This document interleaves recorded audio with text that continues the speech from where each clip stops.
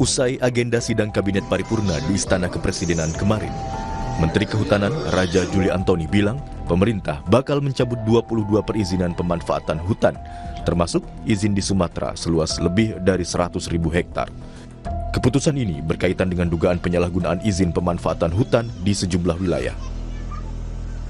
Atas petunjuk Pak Presiden, saya akan mencabut 22 PBPH, perizinan berusaha pemanfaatan hutan di yang luasnya sebesar 1.012.016 hektar, termasuk diantaranya di Sumatera seluas 116.198 hektar.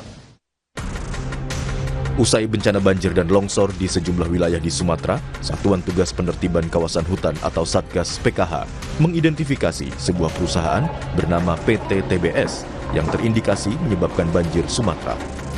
Satgas PKH mengungkap, PT TBS diduga terlibat pembalakan liar yang menyebabkan kayu gelondongan di banjir Sumatera. Sejauh ini, Bareskrim telah memeriksa 16 saksi dari PT TBS. Bahwa ini sudah ada satu yang ditangani oleh Bareskrim Polri atas nama perusahaan PT TBS. Tetapi dari laporan anggota Satgas PKH tadi, kita sudah mapping perusahaan-perusahaan mana saja penyebab bencana ini. Sudah diketahui identitas, sudah diketahui lokasi, sudah diketahui kira-kira perbuatan pidana seperti apa yang terjadi. Sementara itu, Kapolri Jenderal Listio Sigit Prabowo bilang sudah ada satu korporasi yang naik ke tahap penyidikan dan ada 2 korporasi lain yang segera naik ke tahap penyidikan berkaitan dengan dugaan tindak pidana pembalakan liar penyebab bencana banjir Sumatera. Kita sudah menaikkan sidik satu korporasi dan kita sedang mendalami proses yang lain. Kemungkinan ada 2 lagi yang akan kita naikkan. Nanti secara bertahap kita akan terus bekerjasama dengan Kementerian Kehutanan. Namun yang jelas pemeriksaan di lapangan saat ini terus berlanjut. Saat ini, Satuan Tugas Penertiban Kawasan Hutan atau Satgas PKH telah memetakan puluhan perusahaan yang diduga menjadi penyebab terjadinya bencana banjir dan longsor di sejumlah wilayah di Sumatera. Perusahaan-perusahaan tersebut tersebar di Aceh, Sumatera Utara, dan Sumatera Barat dengan keterkaitan langsung terhadap daerah aliran sungai. Tim Liputan, Kompas TV.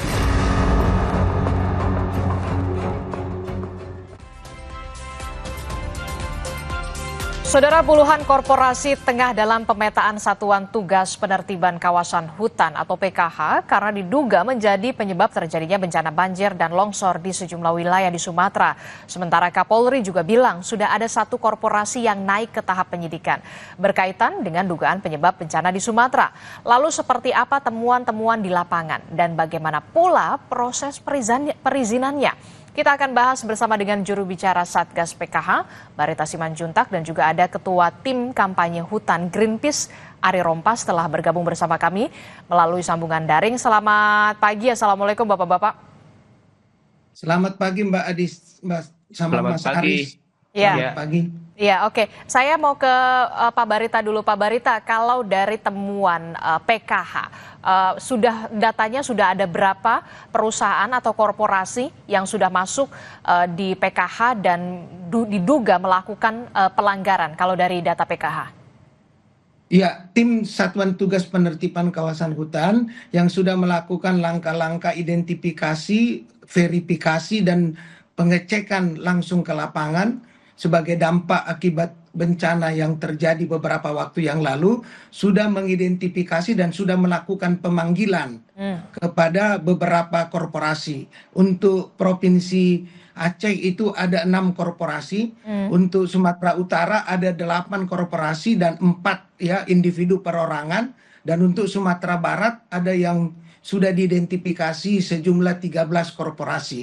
Nah, terhadap korporasi yang diduga ya melakukan pelanggaran baik pelanggaran perizinan maupun pelanggaran pelaksanaan perizinan itu ataupun kegiatan ilegal yang dilakukan klarifikasi pemanggilan untuk selanjutnya ditentukan langkah-langkah hukum yang akan dilakukan oleh tim Satgas. Di sana ada kepolisian, ada penyidik pegawai negeri sipil kehutanan, lingkungan hidup, ada kejaksaan, ada 12 kementerian lembaga di dalam Satgas Penertiban Kawasan Hutan ini. Jadi langkah-langkah yang sudah dilakukan dalam kaitan penyidikan itu, sudah ada satu korporasi yang naik ke penyidikan dan akan menyusul sesudah dilakukan penyidikan, sesudah dilakukan pemanggilan, pengecekan dan pemeriksaan status korporasi yang lain. Tidak sama kegiatan ilegal atau pelanggaran yang dilakukan korporasi itu.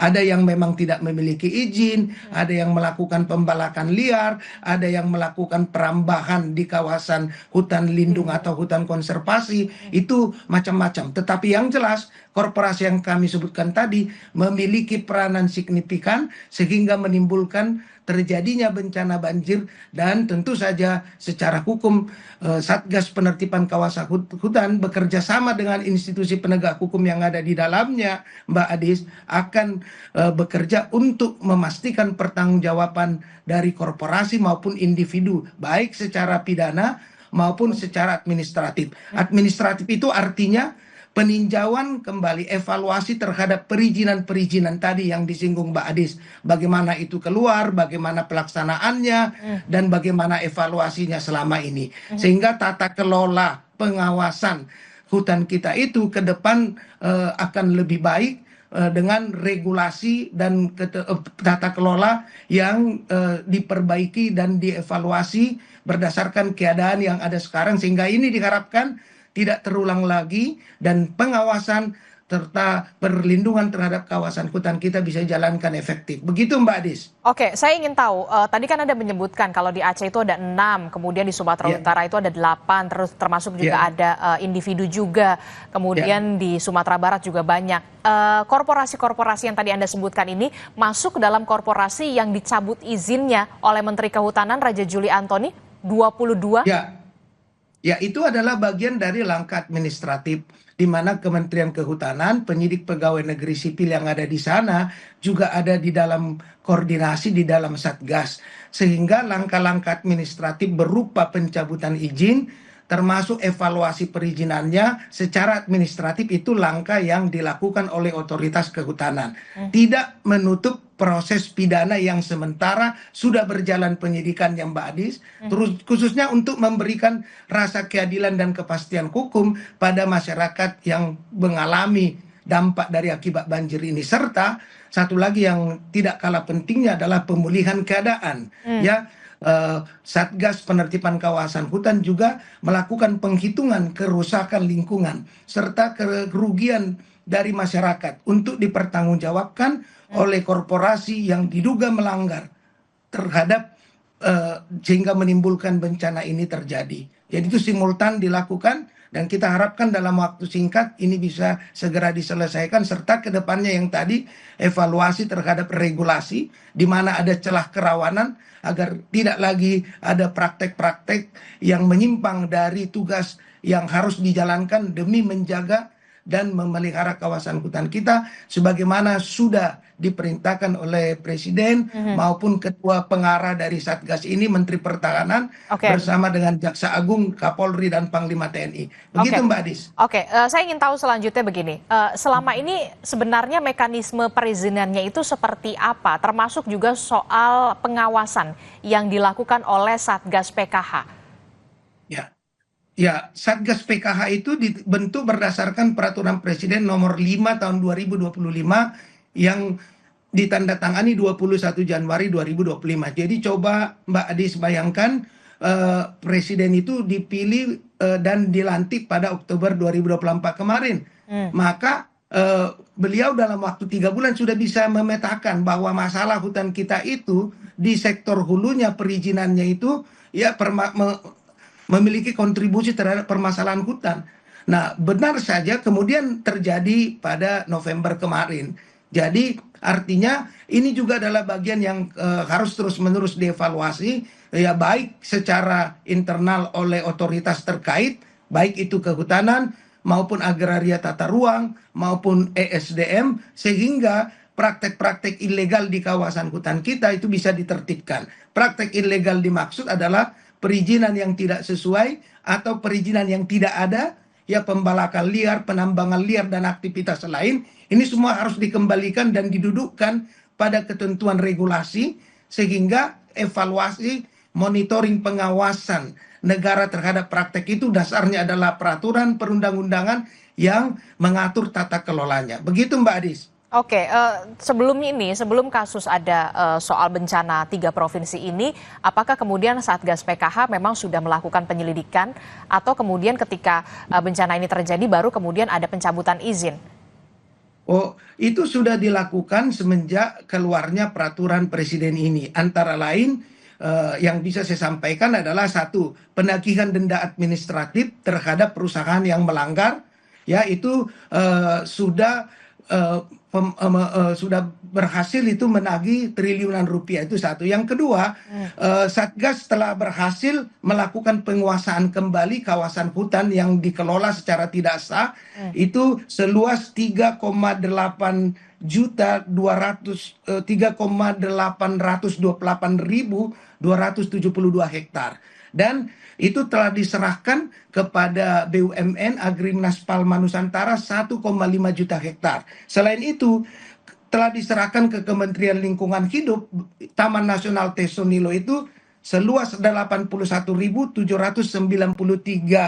ya hektar. Jadi itu langkah administratif penguasaan kembali dan pemulihan aset. Ini dilakukan secara simultan selama ini, dan hasilnya dari denda administratif itu triliunan sudah masuk kembali pertanggungjawaban korporasi dan individunya, dan secara penguasaan kembali Satgas sudah melakukan penguasaan terhadap 3,8 juta hektar lahan kehutanan kita yang digunakan secara tidak sah. Dan kedepannya langkah-langkah ini akan terus dilakukan untuk memastikan hutan itu digunakan sesuai fungsinya. Di sana ada hutan produksi, ada hutan konservasi, dan ada hutan lindung. Maka ini akan harus dikembalikan dalam waktu cepat, dan selama ini sudah berproses. Itu yang saya katakan tadi, kalau seandainya ini tidak dilakukan beberapa waktu yang lalu, tentulah bencana ini akan berdampak lebih luas. Nah, kita harapkan sudahlah kita benahi tata kelolanya, kita perbaiki pengawasannya, kita evaluasi perizinan, dan kita evaluasi celah regulasi yang sering digunakan oleh korporasi maupun pihak-pihak yang memiliki dampak lingkungan yang begitu besar seperti bencana kemarin, dan agar tidak terulang lagi ke depan, Mbak Adis. Oke, saya ke Bung Ari Rompas. Bung Ari, tadi kita sudah mendengarkan penjelasan dari Satgas PKH juru bicara. Nah, kalau dari Greenpeace sendiri, sebenarnya temuannya seperti apa? Sudah separah apa dan pengawasannya seperti apa? Ya, terima kasih. Saya kira dampak yang kita rasakan hari ini memang sudah jelas-jelas mempengaruhi hajat hidup orang banyak, terutama masyarakat yang tinggal di sekitar daerah-daerah yang kena banjir, yang kemudian sudah menghilangkan nyawa gitu, dan perekonomian yang sudah berdampak. Nah, artinya memang ini sudah urgensi untuk dilakukan. Harapannya tidak ada lagi janji-janji politisi gitu ya, untuk kemudian mencoba memframing bahwa kejadian-kejadian ini adalah kejadian bencana alam, dan kemudian melemahkan persoalan-persoalan utamanya gitu. Karena persoalan utamanya adalah krisis iklim, di mana manusia itu yang menjadi penyebab utama. Tapi memang kita harus lihat lebih dalam siapa manusia-manusia itu yang harus bertanggung jawab. Tentunya kerusakan ini diakibatkan oleh kebijakan-kebijakan lingkungan, kebijakan pengelolaan sumber daya alam yang memang itu sudah lama diabaikan, sudah lama kemudian dikeruk oleh segelintir orang, yang kemudian hari ini dirasakan gitu oleh masyarakat, khususnya yang tinggal di daerah-daerah yang rentan. Nah, dari temuan kami ada sekitar 1.300-an perizinan yang ada di wilayah lokasi di provinsi ini ya. Dan saya kira mungkin temuan Pak Satgas, Pak Barita dan kawan-kawan itu seharusnya sudah lama. Dulu kita punya one map policy kok. Kita punya one map policy, ada punya perizinan-perizinan yang sudah bisa diidentifikasi di mana lokasinya, bahkan siapa pemiliknya. Nah, itu yang seharusnya sudah harus dilakukan saat ini gitu ya. Meskipun ada upaya-upaya penegakan hukum, tapi penegakan hukum ini hanyalah salah satu alat. Tapi prosesnya ada di kebijakan, political will, bagaimana kita mengelola sumber daya alam kita yang berkelanjutan. Nah, apa itu pengelolaan sumber daya yang berkelanjutan? Berarti memang harus dimulai dari kebijakan-kebijakan yang memang lebih progresif untuk melindungi hutan kita. Meskipun kata Pak Barita tadi, Pak Presiden sudah tahu ini, tapi statement-statement politik, statement-statement ke publiknya itu bahwa deforestasi, jangan takut terhadap deforestasi, inilah fakta-fakta yang kemudian kita hadapin saat ini. Nah, ini memang harus ada di kepala Pak Presiden untuk mengubah kebijakan yang lebih progresif untuk melindungi sumber daya alam kita dan hutan kita. Karena melindungi sumber daya alam, sumber daya hutan kita melindungi kepentingan nasional, melindungi hajat hidup orang banyak, termasuk hak hidup orang banyak untuk hidup dalam kondisi lingkungan yang baik gitu. Nah, dari temuan-temuan kami memang Pak Menhub sudah mengumumkan ada 20 ya. Dan 22. Saya kira itu adalah 22 ya. Dan itu adalah sebenarnya adalah perusahaan-perusahaan lama yang sudah tidak aktif setahu saya. Karena memang banyak dulu yang HPH itu tidak dilakukan pengawasan, tapi mereka diberikan izin puluhan tahun.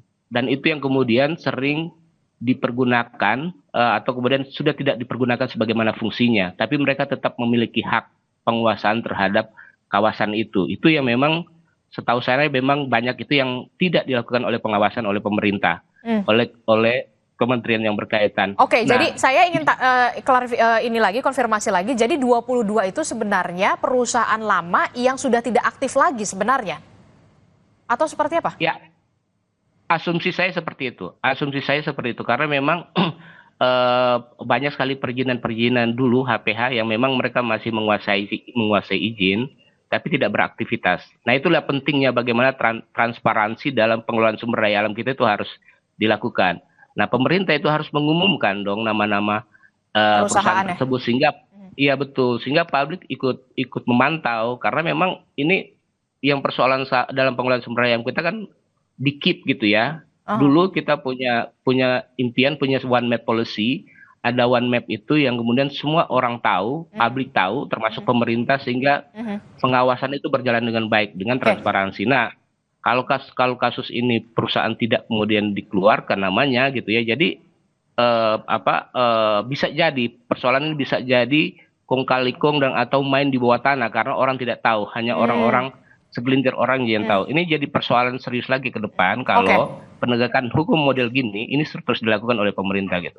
Oke, saya mau ke Pak Barita. Pak Barita, bagaimana, apa sih sulitnya untuk pemerintah membuka saja nama-nama 22 korporasi yang dicabut izinnya supaya ada transparansi di sana, jangan sampai ada seperti yang tadi Anda katakan, jangan sampai ada celah lagi, termasuk juga dugaan di bawah tangan kong kali kong di sana, Bung Barita. Ya, saya kira masukan dari Mas Ari ini positif ya.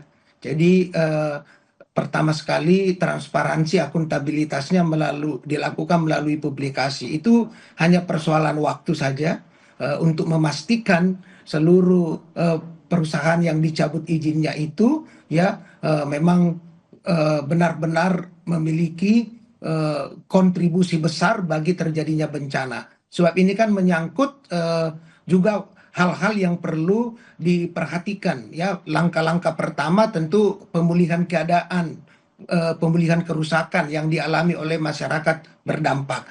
Nah, kemudian yang kedua tentu saja tadi one map policy.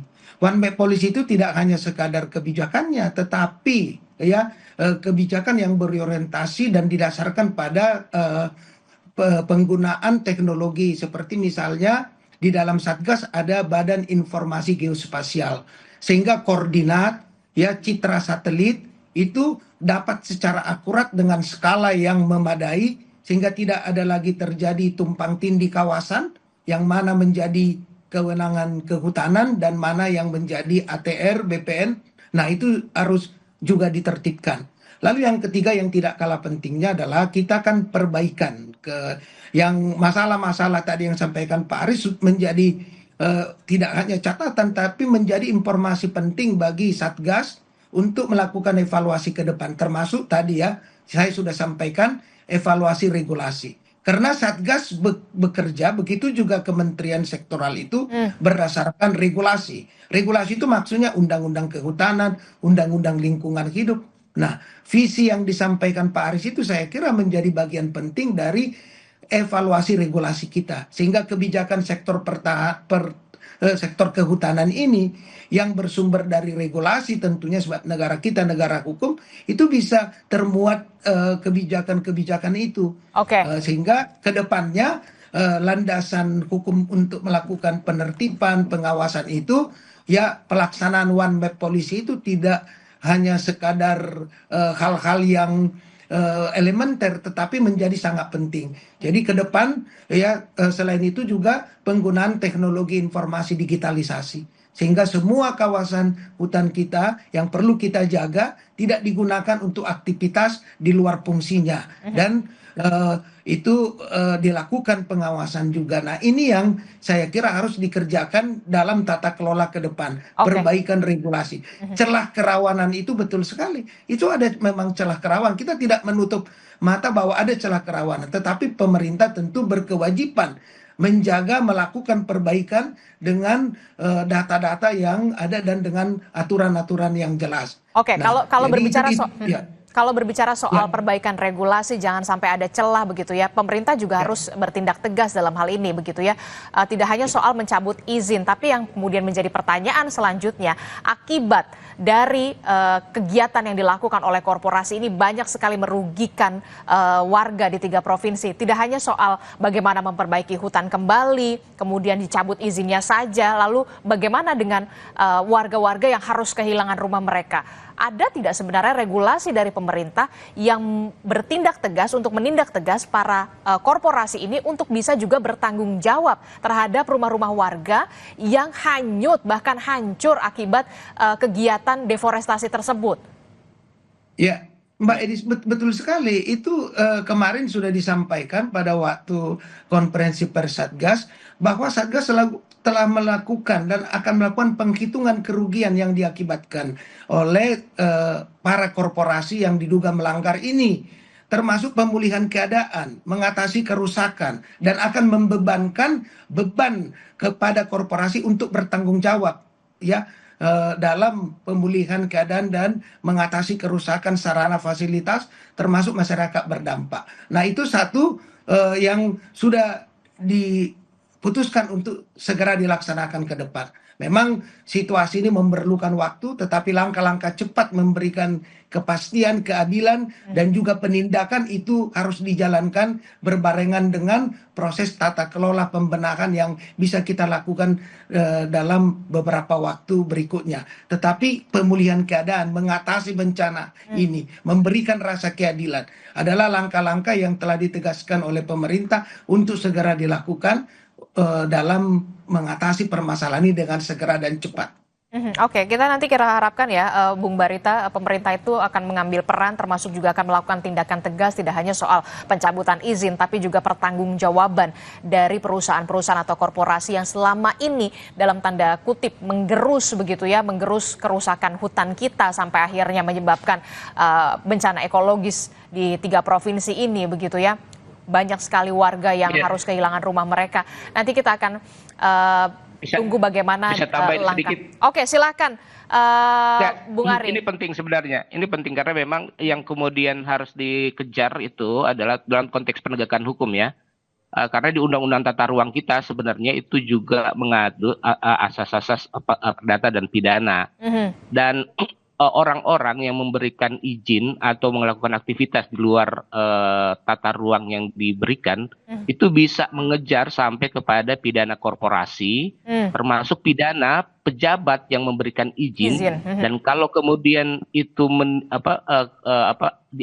mengakibatkan kehilangan nyawa itu lebih besar, bahkan pejabatnya bisa dicabut gitu ya. Nah ini yang harus diperluas lagi dalam konteks. Jadi bukan hanya soal korporasi, tapi pejabat-pejabat yang memberikan izin, melakukan pengawasan dan kewenangan itu juga harus bertanggung jawab terhadap bencana banjir ini. Jadi jangan sampai tebang pilih, dan ini akan berdampak bencana yang lebih besar lagi kalau dalam konteks penegakan hukum itu dilakukan secara tebang pilih gitu. Jadi memang kita harus lihat semua korporasi semua yang ada di sana, kemudian dilihat sebenarnya mereka sesuai dengan tata ruang, kemudian juga dilihat aktivitas ilegalnya seperti apa. Dan itu yang kemudian disampaikan kepada publik, sehingga kemudian publik sekarang marah karena persoalan-persoalan penegakan hukum yang dijalankan tidak transparan, bahkan melemahkan dan main mata di belakang itu udah sering. Dan ini kalau kemudian itu juga dilaksanakan dengan tidak transparan dan akuntabilitasnya yang tidak jelas, itu akan berdampak atau membuat publik semakin marah dengan situasi. Oke, saya harus mempamitkan dulu Bung Barita Simanjuntak karena ada agenda lain begitu ya Bung Barita. Terima kasih sudah bergabung bersama kami Bung Barita Simanjuntak. Saya masih akan melanjutkan kembali bersama dengan Bung Ari Rompas. Terima kasih sudah bergabung bersama kami Bung Barita Simanjuntak di Sapa Indonesia Pagi. Kalau tadi kita sudah membahas bagaimana temuan-temuan dari Satgas PKH begitu ya, tadi juga disebutkan oleh Barita Simanjuntak bahwa memang ada beberapa korporasi yang sudah dimintai klarifikasi. Salah satunya adalah di Provinsi Aceh ini sudah ada 6 korporasi, kemudian di Sumatera Utara ada 8, termasuk ada juga 4 dari individu begitu ya, dan di Sumatera Barat juga angkanya juga catatannya juga bahkan belasan korporasi juga sudah dimintai klarifikasi. Sementara dari Bareskrim Polri sendiri memang sudah menaikkan 1 korporasi ke tahap penyidikan berkaitan dengan dugaan penyebab bencana di Sumatera.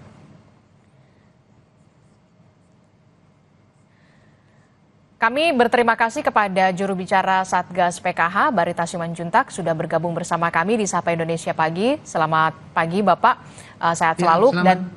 Selamat pagi, terima kasih Mbak Adis. Yakinlah bahwa penegakan hukum ini akan berjalan secara transparan, akuntabel, dan akan mengejar siapa yang bertanggung jawab, baik korporasi maupun individu, sesuai dengan saluran hukum yang ada. Terima kasih Mbak Adis, terima kasih Mas Arwi. Selamat pagi. Selamat pagi Bapak. Nanti kita akan lanjutkan lagi dialog kita bersama dengan Ketua Tim Kampanye Hutan Greenpeace Ari Rompas, Saudara. Seperti yang kita tahu, Saudara, puluhan korporasi ini dalam pemetaan Satuan Tugas Penertiban Kawasan Hutan karena diduga menjadi penyebab terjadinya bencana banjir dan juga longsor di sejumlah wilayah di Sumatera. Sementara kalau dari sisi hukum, Kapolri ini juga sudah bilang, sudah ada 1 korporasi yang naik ke tahap penyidikan berkaitan dengan dugaan penyebab bencana di Sumatera. Kementerian Kehutanan melalui Menteri Kehutanan Raja Juli Antoni usai rapat paripurna kabinet di Istana mengatakan bahwa ada setidaknya 22 perusahaan yang dicabut izinnya terkait dengan pemanfaatan hutan. Tapi yang kemudian ditunggu oleh publik adalah pengumuman sebenarnya korporasi-korporasi mana saja yang sudah dicabut izinnya. Transparansi dan juga penindakan tegas dari pemerintah pusat benar-benar ditunggu oleh warga saat ini, apalagi sudah menyebabkan bencana di Sumatera. Saya akan berbincang kembali bersama dengan Ketua Tim Kampanye Hutan Greenpeace, Ari Rompas. Bung Ari masih bergabung bersama kami, Bung Ari. Ya, maaf tadi.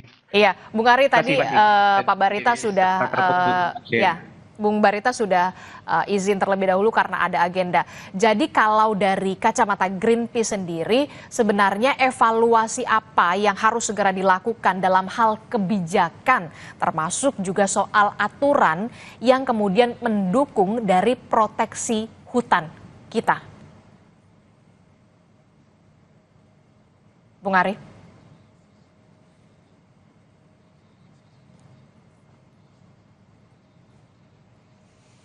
Oke, baik, kita mengalami gangguan sinyal bersama dengan Bung Ari Rompas. Saudara, seperti yang kita tahu sampai saat ini pemerintah pusat terus melakukan penyelidikan terkait dengan korporasi atau perusahaan-perusahaan yang diduga menjadi penyebab banjir di Sumatera.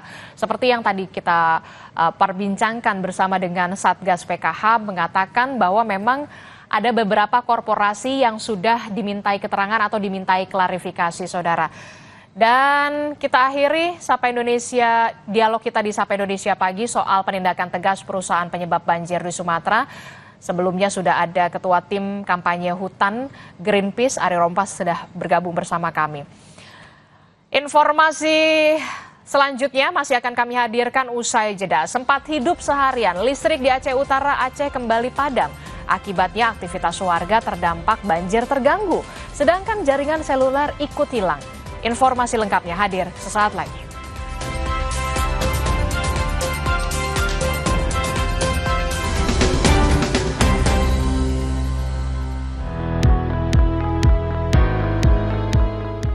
Melalui bantuan tahap kedua program Desa Berdaya, PLN kembali mendukung BUMDes Bintang Timur di Desa Beteleme. Gerobak listrik, tenan booth, serta pelatihan usaha mendorong warga lebih percaya diri mengembangkan UMK lokal.